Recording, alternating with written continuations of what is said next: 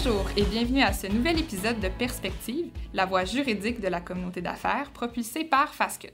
Mon nom est Valérie Garraud-Dalpé, je suis associée au sein du département de droit du travail et de l'emploi. Et au cours des prochains épisodes, vous aurez l'occasion d'entendre nos avocats vous parler de sujets qui reviennent fréquemment parmi les questions posées par nos clients et qui définitivement méritent d'être démystifiés. Aujourd'hui, je reçois ma collègue Cynthia Bachalani, qui est avocate depuis 2019. La pratique de Cynthia couvre tous les aspects de la relation d'emploi, mais Cynthia a développé un intérêt et surtout une expertise dans tout ce qui a trait aux enquêtes en milieu de travail. C'est d'ailleurs le sujet dont elle a choisi de nous parler aujourd'hui, conseils pratiques en matière d'enquête sur le harcèlement psychologique. Donc, Cynthia, pour commencer, pourquoi avoir choisi ce sujet? Oui, Valérie, écoute, j'ai choisi ce sujet parce que d'emblée, c'est un sujet d'actualité, mais aussi parce que ça fait partie des obligations légales des employeurs au Québec. Comme la plupart d'entre vous doivent le savoir, c'est la loi sur les normes du travail qui prévoit les obligations des employeurs en matière de harcèlement. Puis, plus spécifiquement, elle prévoit deux obligations, celle de prévenir le harcèlement, mais aussi de faire cesser toute conduite constituant du harcèlement au travail. Et de quelle façon, dis-moi, est-ce que l'employeur, là, dans le concret, peut respecter ces obligations-là que lui impose la loi sur les normes du travail? Mais la loi, quant à elle, elle est malheureusement muette à ce sujet, mais elle nous donne quand même des petits indices à travers la jurisprudence sur qu'est-ce qu'on peut faire en pratique pour respecter ces obligations-là. Donc, en pratique, certaines mesures ont été adoptées par des employeurs afin de respecter leurs obligations de prévenir le harcèlement, soit l'élaboration d'une politique qui est reconnue en jurisprudence. La politique devra être diffusée et connue de tous les employés. Tu peux sensibiliser et transmettre de l'information concernant le harcèlement aux employés, aux cadres, à travers des formations, des communiqués écrits. Faut gérer efficacement et rapidement les conflits de travail et les comportements négatifs afin que ceux-ci ne se transforment pas en du harcèlement. Par contre, il faut faire attention de ne pas tomber dans les pièges de certaines personnes qui voudraient vous faire régler des enfantillages, des problèmes de personnalité. Puis en ce qui concerne l'obligation de faire cesser le harcèlement, l'employeur doit intervenir rapidement dès qu'il est mis au courant d'une situation potentielle de harcèlement. Puis ce, même s'il n'y a aucune plainte officielle qui a été déposée. Donc, c'est vraiment à partir du moment où l'employeur est mis au courant d'une situation potentielle de harcèlement. Qu'est-ce qu'il doit faire, l'employeur, une fois qu'il est mis au courant comme ça d'une situation potentielle de harcèlement? C'est quoi son obligation une fois qu'on lui rapporte une telle information? Un coup que l'information est rapportée à lui, il devra intervenir, comme je disais, mais sinon faire enquête. Puis cette enquête-là, elle va pouvoir être formelle ou informelle selon les circonstances. Mais lorsque l'enquête va révéler la présence de harcèlement, après coup, il va devoir prendre les mesures correctives ou disciplinaires nécessaires là, afin de faire cesser la conduite qui est invoquée. Puis qu'est-ce qu'il y en est, dis-moi, de la participation des autres employés du milieu de travail là, dans le cadre d'une telle enquête de harcèlement ou dans le cadre des obligations d'un employeur par rapport au harcèlement? Oui, faut pas oublier également que les employés ont une responsabilité de leur côté, puis doivent contribuer à maintenir un milieu de travail exempt de harcèlement. Puis, entre autres, ils vont devoir collaborer à l'enquête et puis être honnêtes et divulguer les documents ou autres renseignements desquels ils auraient connaissance. Si je reviens sur ces obligations-là dont tu me parles, l'obligation de prévenir, faire cesser, est-ce que ce sont des obligations de résultat, ces obligations-là qu'on impose à l'employeur? Non, c'est une bonne question. En fait, c'est des obligations de moyens parce que l'employeur ne peut pas garantir à 100% qu'un milieu de travail serait exempt de harcèlement. Donc, Cynthia, tu me disais, en ce qui a trait à l'obligation de faire cesser le harcèlement, que l'employeur doit pouvoir faire une enquête qui peut être informelle ou encore formelle. Est-ce que tu pourrais expliquer pourquoi ou dans quel contexte est-ce qu'un employeur pourrait se trouver à devoir enquêter sur une information qui lui a été rapportée? Mais comme je disais tantôt, Valérie, l'employeur a l'obligation de faire cesser le harcèlement psychologique dès qu'il est porté à sa connaissance. Puis l'une des façons d'y parvenir, c'est de procéder à une enquête. Par contre, il faut garder en tête qu'à la base du harcèlement psychologique, il peut souvent y avoir des comportements bénins, des maladresses, des erreurs de bonne foi qui, s'ils sont pris en charge assez rapidement, elles pourront se régler rapidement ces situations-là sans trop bouleverser le milieu de travail. Par conséquent, avant même de déclencher une enquête formelle, je recommande de procéder à une vérification informelle qui va souvent s'avérer moins coûteuse pour le client, plus rapide et aussi efficace si elle est bien effectuée. C'est sûr, il existe des situations où l'enquête informelle ne pourra pas être envisagée. Par exemple, si c'est un cas de harcèlement sexuel ou si la présumée victime semble vraiment terrorisée par le présumé harceleur. Donc, ça se prête pas dans tous les contextes. Puis qu'est-ce qu'il y en est, là? On a parlé aussi des politiques que l'employeur devait adopter, là, qui est maintenant une exigence, en fait, depuis quelques années déjà, de la loi. Qu'est-ce qu'il y en est des politiques en matière de harcèlement? Est-ce qu'on doit prévoir des mécanismes d'intervention dans ces politiques-là? Oui, c'est un bon point. Absolument. Il faut que la politique prévoie des mécanismes d'intervention. Puis la politique pourrait même prévoir 1 ou 2 mécanismes d'intervention informels. Par exemple, on pourrait y prévoir que lorsque l'employeur est informé d'une situation pouvant s'apparenter à du harcèlement, ben le responsable de l'application de la politique pourrait devoir rencontrer l'employé présumé victime afin de lui proposer, si c'est approprié, de tenir une rencontre avec le présumé harceleur afin de tenter de régler la problématique de manière franche. Par contre, c'est possible que l'employé souhaite pas procéder avec cette avenue, ou si c'est pas possible, on peut aussi prévoir une médiation qui pourrait être envisagée ou afin de solutions aux conflits existants. Puis qu'est-ce qu'il y en est dans un contexte où, bon, on fait un processus informel ou encore on le fait pas parce qu'on est dans une situation, comme les exemples que tu as donnés tantôt, et qu'on doit se tourner vers l'enquête formelle.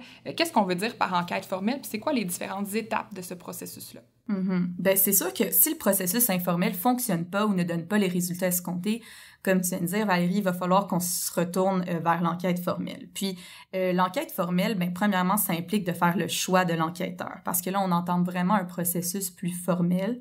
Puis l'enquêteur, ça va être une personne importante dans le cadre du traitement des plaintes, parce que son travail va éventuellement servir à l'employeur de preuve, là, si une plainte ou un grief était éventuellement déposé. Puis l'employeur, lui, va avoir le choix du type d'enquête. Est-ce qu'on veut faire ça à l'interne? Est-ce qu'on veut faire ça à l'externe? Par contre, dans certaines circonstances, l'enquêteur externe va constituer la meilleure option, notamment quand le présumé harceleur fait partie de la direction ou possède un niveau hiérarchique élevé, ou encore lorsque les personnes impliquées ont une relation autre que professionnelle avec le responsable des enquêtes à l'interne. En vertu de son rôle, l'enquêteur doit être tout à fait neutre et impartial, puis projeter cette apparence à toutes les personnes qui vont être impliquées dans l'enquête. Donc, une fois que l'enquêteur reçoit son mandat, l'enquête, idéalement, elle doit être déclenchée dans les plus brefs délais. Puis à cette étape-là, c'est vraiment indispensable que l'employeur, remette toute la documentation pertinente à l'enquêteur, ce qui comprend la plainte écrite ou tout autre document là, qui aurait pu être déposé par la partie plaignante, puis une copie de la politique en harcèlement en vigueur. Puis une fois que l'enquêteur là, qu'on a choisi, on lui envoie le mandat, on lui envoie les documents. Une fois qu'il a tout ça en main, quelles sont les étapes qu'il doit suivre dans le cadre de l'enquête? Parce qu'on se rappelle que l'enquêteur peut être quelqu'un à l'interne. Donc, qu'est-ce que cet enquêteur-là qui est saisi du mandat d'enquête sur la plainte doit effectuer comme étape pour pouvoir justement rendre ses conclusions par rapport au dossier? Idéalement, c'est sûr que je recommande toujours que l'enquêteur procède à une analyse de la recevabilité de la plainte. Puis je m'explique. Ça va permettre de s'assurer de ne pas mettre en branle tout le processus de traitement de plainte en harcèlement dans un cas où la plainte elle serait vouée à l'échec, frivole ou abusive, par exemple. Donc, l'analyse de la recevabilité va consister à déterminer s'il s'agit ou non d'une plainte recevable. Puis, cette analyse-là peut être prise en charge soit par l'employeur, soit être incluse dans le mandat de l'enquêteur, que ce soit à l'interne ou à l'externe. Une plainte est recevable si, à première vue du moins, les faits allégués et la preuve partielle soumise présentent une apparence suffisante pour conclure que, si les faits allégués étaient prouvés, il pourrait s'agir de harcèlement. Puis ensuite, si la plainte est recevable, une fois la documentation pertinente reçue, l'enquêteur devrait convoquer également dans les plus brefs délais les parties impliquées ainsi que les témoins, en commençant par la partie plaignante. Et lorsqu'il entre en communication avec les différentes parties, les témoins, qu'est-ce que doit faire l'enquêteur? Quelle approche est-ce qu'il doit prendre? C'est quoi le niveau de détail qu'il doit leur donner par rapport à l'enquête qui est en cours? Pour débuter, l'information critique, je dirais, qui est la plus importante à transmettre, est le fait que l'enquête est confidentielle. Donc, il faut rappeler aux parties et aux témoins qu'en dehors de l'enquête, on ne peut pas commenter, discuter des faits entourant la plainte, puisque ceux-ci doivent demeurer confidentiels.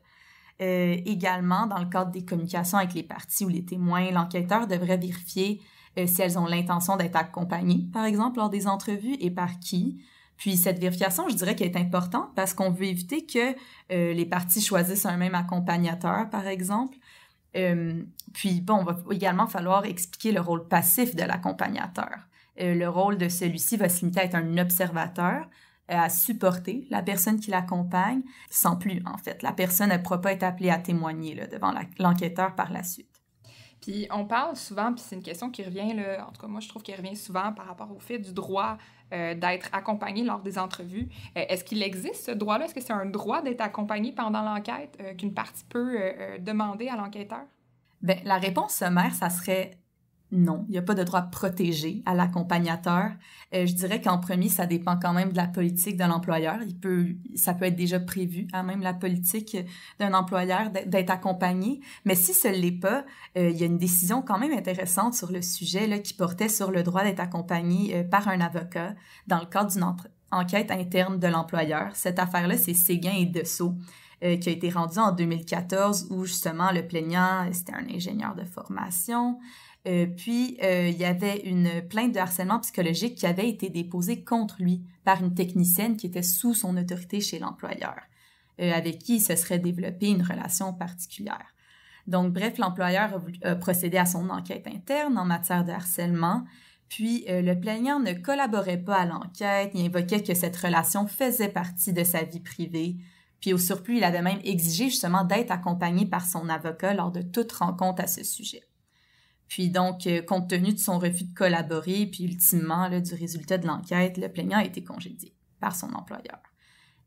Suite à la plainte, la Commission des relations du travail, à l'époque, était d'avis qu'au cours d'une enquête en matière d'harcèlement menée par un employeur, il n'existe aucune obligation d'accepter la présence d'un avocat représentant le salarié. La Commission a même souligné que le plaignant avait l'obligation de collaborer à l'enquête avec franchise et diligence, puis que celui-ci ne pouvait pas exiger d'être accompagné par son avocat. Puis non seulement ça, mais à titre de fait intéressant, la Commission avait souligné qu'en tant que cadre, il se devait de faire preuve d'exemplarité et d'une plus grande collaboration avec la direction. Alors, pour les fins de l'histoire, là, sa plainte pour congédiement fut ultimement rejetée. Donc, effectivement, une décision très, très intéressante. Merci d'avoir clarifié la question parce que c'est quelque chose qui revient souvent là, dans le cadre de questions de nos clients. Maintenant, tu nous as parlé du mandat, de la communication, de la documentation pertinente. Une fois que tout ça est mis en branle, là, quelles sont les prochaines étapes que l'enquêteur va devoir suivre pour ce qui est de l'enquête formelle?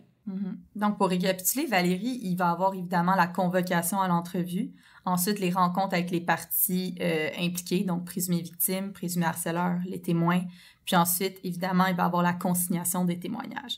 Donc, brièvement, là, par rapport à la convocation à l'entrevue, sauf s'il a été convenu d'emblée là, qu'il y procède lui-même, l'enquêteur va devoir s'assurer que les parties et les témoins sont convoqués par le représentant désigné de son client et que la convocation va donner assez d'informations pour que ces gens-là comprennent le processus, leurs obligations et leurs droits pendant l'enquête. L'enquêteur doit convoquer les personnes en respectant idéalement le plus possible leur horaire professionnel, puis en leur donnant un avis raisonnable. Puis comment, une fois qu'il les convoque et qu'il se présente aux rencontres, comment est-ce qu'elles se déroulent, ces rencontres-là, entre l'enquêteur et les différentes parties en cause ou encore les témoins? Oui, donc l'enquêteur va devoir accueillir chacune des personnes qu'il rencontre séparément. À l'époque, je te dirais que ça se faisait en présentiel, mais depuis certains temps, il y a également la possibilité de procéder virtuellement à ces rencontres-là. Dans un monde idéal, évidemment, on rencontre la partie plaignante en premier. Donc, les rencontres devraient être tenues dans un lieu qui permet d'assurer la confidentialité du processus, puis de mettre à l'aise la personne qui est rencontrée. Donc, un lieu discret, accessible, confortable. Par exemple, un bureau fermé. On ne voudrait pas une aire ouverte au milieu du milieu de travail.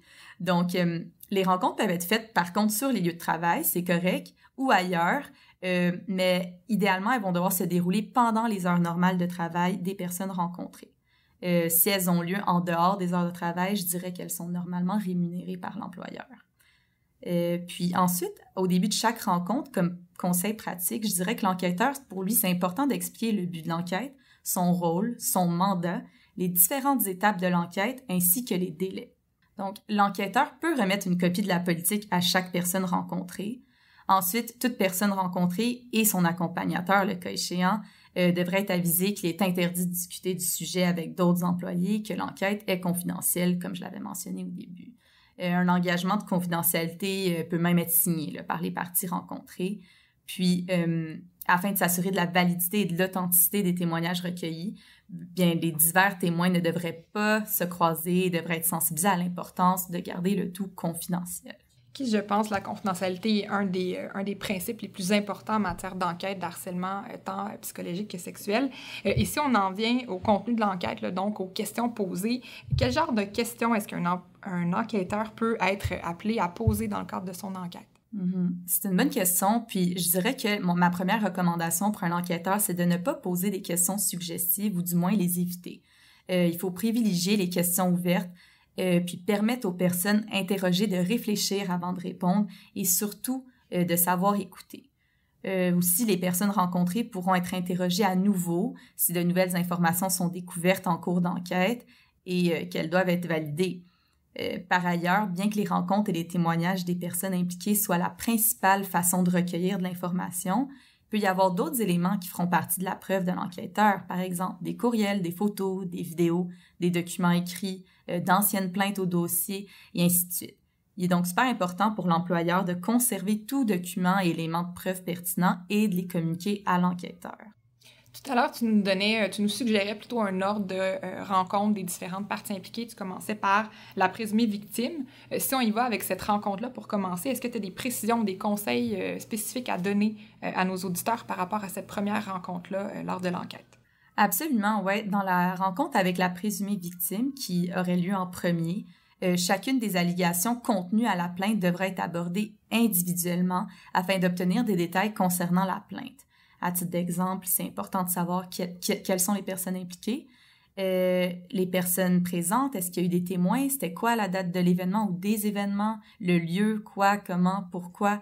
Bref, il s'agit vraiment d'une recherche des faits et par conséquent, il est recommandé de poser des questions objectives et ouvertes afin de permettre aux plaignants de s'exprimer librement et totalement. Puis je dirais, je souligne très fortement, attention, il ne faut pas trouver un coupable, c'est pas ça l'objectif de l'enquête, mais plutôt la recherche de la vérité. Cet exercice permet en fait d'évaluer de façon préliminaire s'il s'agit d'un cas possible de harcèlement, puis dans le cas contraire, le problème devrait être réglé rapidement en limitant le nombre de personnes impliquées. Toujours dans le cadre de cette rencontre, Valérie, avec la présumée victime, il est important de conserver à l'esprit que cette personne-là risque d'être émotive, donc il faut éviter de la bousculer ou de l'intimider dans le cadre de la rencontre. Par ailleurs, il faudra aussi ne pas oublier de valider pendant la rencontre si la personne plaignante a posé des gestes auprès du présumé harceleur afin de faire cesser la conduite qu'elle reproche, ou à tout le moins pour informer cette personne que sa conduite suscite chez la plaignante un impact qui peut être passablement néfaste. Enfin, je dirais qu'il est recommandé de demander au plaignant ce qui pourrait, à son avis, être fait afin de réparer les torts causés et ainsi mettre fin à l'atteinte alléguée. Donc, autrement dit, lui demander quelles sont ses attentes par rapport à la réparation de la situation, plutôt à la conclusion du processus d'enquête. Maintenant, qu'est-ce qu'il y en est? On a parlé de la présumée victime. Qu'est-ce qu'il y en est maintenant du présumé harceleur dans l'enquête? Alors, rapidement, on va devoir l'informer de la plainte déposée à son endroit, ainsi que des détails de chacune des allégations qui ont été formulées contre lui. Et ensuite, je dirais que l'enquêteur devrait l'inviter à expliquer son point de vue, sa version des faits par rapport à chacune des allégations. Puis, il est préférable, encore une fois, de poser des questions objectives et neutres, afin d'assurer que le présumé harceleur puisse exprimer clairement sa vision de la situation, et puis ensuite, permettre à l'enquêteur de bien cerner et recueillir toute l'information disponible et pertinente. Enfin, quant aux rencontres avec les témoins dont je parlais tantôt, celles-ci vont servir à vérifier et valider les faits allégués par l'une ou l'autre des parties impliquées, puis ça va être question pour les témoins de relater ce qu'ils ont vu ou entendu. Et qu'est-ce qu'on fait une fois qu'on a rencontré toutes ces personnes impliquées-là? Qu'est-ce qu'on fait avec les témoignages qu'on a recueillis dans le cadre de l'enquête? Lors des rencontres, il est important de prendre des notes pour l'enquêteur. Elles peuvent être prises à la main, à l'ordinateur, mais l'important, c'est qu'elles reflètent fidèlement ce qui a été dit par les personnes rencontrées. Puis, une fois l'interrogatoire terminé, la déclaration du témoin devra être relue par celui-ci afin de s'assurer que ce qui est contenu reflète bien le témoignage qu'il a donné à l'enquêteur. Cette validation peut avoir lieu immédiatement après l'interrogatoire ou encore après que l'enquêteur ait consigné la totalité de la déclaration à l'ordinateur. Donc, une fois les modifications effectuées par le témoin, s'il y en a, et la validation effectuée par celui-ci, il est recommandé de faire initialer chacune des pages de la déclaration ou du moins la faire signer, la dater, et puis l'enquêteur pourra également lui aussi apposer sa signature au bas du document. Une autre possibilité serait la déclaration écrite assermentée là, qui se fait devant un commissaire à l'assermentation. Suite à ça, là, je dirais que l'original de la déclaration devrait être conservé par l'enquêteur, alors qu'une copie devrait être remise à la personne déclarante. Conservé précieusement dans le cas où il y aurait éventuellement, évidemment, un litige concernant ce dossier-là. Et une fois que ces déclarations-là, elles sont consignées, elles sont précieusement rangées dans le dossier de l'enquêteur, quelle est la suite de l'enquête? Comment est-ce qu'elle se conclut? Mais les étapes post-enquête, normalement, vont impliquer la rédaction d'un rapport, la communication des conclusions au client, potentiellement des mesures disciplinaires et des suivis ponctuels, mais ça va être plutôt du côté de l'employeur, soit le client à l'instance. Donc, bien qu'il n'existe aucune obligation légale de rédiger ou d'obtenir un rapport d'enquête écrit, je dirais que ce dernier peut être fort utile là, pour faire la synthèse de tout le processus d'enquête et des démarches entreprises. Donc, généralement, le rapport devrait être remis à la personne qui a confié le mandat à l'enquêteur, sous pli confidentiel à l'intérieur d'un délai raisonnable. Et j'irais même jusqu'à dire qu'un rapport d'enquête est recommandé parce que les paroles s'envolent, mais les écrits restent. Donc, je pense qu'il est effectivement très pertinent, là, comme tu le suggères, d'avoir un rapport qui est écrit. Si, justement, il y a un rapport dans le dossier qui est effectué par l'enquêteur, quelle forme doit-il prendre et qu'est-ce qu'il doit contenir, ce rapport-là? Mais le rapport d'enquête, je dirais qu'il doit être clair, simple, concis. Normalement, puis de façon standard, je dirais, il est recommandé qu'il contienne les sections suivantes, soit une introduction, la description du mandat de l'enquêteur, la méthodologie qui a été utilisée par l'enquêteur, les personnes rencontrées, une description détaillée de la plainte et des allégations, quel est le droit applicable en matière de harcèlement, ensuite une analyse des allégations eu égard aux droits applicables et aux faits recueillis, les conclusions de l'enquêteur, puis bon, ensuite on date, on signe le rapport, puis on joint en annexe des originaux ou une copie des déclarations signées par les témoins ainsi que tout autre document obtenu dans le cadre de l'enquête.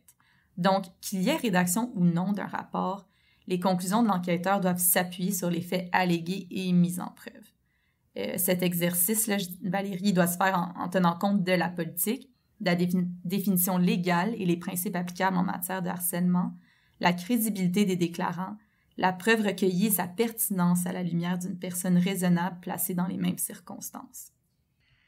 Donc, en d'autres mots, là, quelles sont les conclusions de l'enquête? Qu'est-ce qu'il doit tirer l'enquêteur une fois là, qu'il analyse justement la preuve recueillie, les définitions et tout? Quelles sont les conclusions qu'il doit transmettre à la personne qui lui a donné le mandat d'enquêter? Mais essentiellement, les conclusions de l'enquêteur devraient établir s'il est en présence de harcèlement psychologique au sens de la loi ou s'il s'agit plutôt d'une conduite qui peut certes être inappropriée, mais qui ne constitue pas nécessairement du harcèlement au sens de la loi dans les circonstances. Donc, une fois que l'employeur va avoir pris connaissance du rapport et ou des conclusions de l'enquêteur, là, il devrait rencontrer également dans les plus brefs délais et séparément la partie plaignante ainsi que le présumé harceleur afin de leur faire part des conclusions du rapport. Les conclusions du rapport peuvent être communiquées verbalement ou encore par écrit, selon ce qui est prévu dans la politique de l'employeur le cas échéant. Donc, je comprends que ce n'est pas un automatisme que les parties impliquées, comme la partie plaignante, aient accès au rapport d'enquête. Non, exactement, Valérie. Les parties n'ont généralement pas accès au rapport, je dirais, là, à moins que cela n'ait été prévu dans la politique, puisqu'il s'agit d'un document interne appartenant à l'employeur et qu'il contient des renseignements personnels. Et une fois les conclusions de l'enquête communiquées et rendues donc à la personne qui a donné le mandat, donc souvent l'employeur ou même quelqu'un de l'interne, la personne à l'interne qui a confié le mandat, quelle est la suite du dossier? Qui doit prendre les décisions qui s'imposent en matière d'harcèlement psychologique là, à la lumière du rapport rendu? Bien, comme je disais tantôt, là, on tombe sous la responsabilité de l'employeur, donc c'est à lui de prendre la balle au bond. Par la suite, tout dépendant des conclusions de l'enquête, l'employeur devrait décider si des mesures disciplinaires ou administratives s'imposent en l'instance. Enfin, des suivis ponctuels devraient être effectués par l'employeur afin de s'assurer que la situation est sous contrôle et qu'elle le demeure. De tels suivis devraient d'ailleurs avoir lieu même s'il ne s'agit pas de harcèlement, mais plutôt d'un conflit entre salariés, par exemple, afin d'éviter qu'un tel conflit ne dégénère éventuellement en situation de harcèlement. Cynthia, c'était un grand plaisir. Merci beaucoup pour tes explications et tes conseils très clairs là, qui serviront, j'en suis certaine, à tous nos auditeurs. Merci beaucoup d'avoir été à l'écoute et on vous invite à écouter nos prochains épisodes également dans le cadre de la série Perspectives et particulièrement de l'initiative prise par le droit du travail de couvrir certains sujets fréquemment posés par nos clients.